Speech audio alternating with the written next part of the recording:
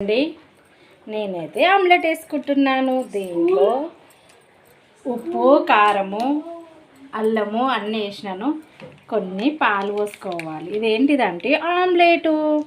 పాలు పోసుకుంటే ఆమ్లెట్ చాలా బాగుంటుంది. దీంట్లో పాలు పోసినాం కదా, ఇట్లా కలుపుకున్నాక అంటే కారము గడ్డలు కట్టదన్నమాట.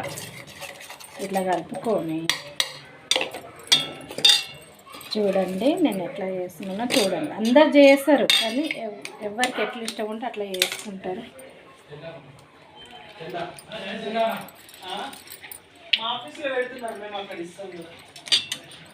చూడండి ఎగ్స్ వేస్తున్నాను. చూడండి అందరు ఏం చేస్తారు? వంట చేసిండ్రా? ఏం కర్రీ చేస్తున్నారు అందరూ చెప్పండి. నేనైతే ఆమ్లెట్లు వేసేస్తున్నాను. చూడండి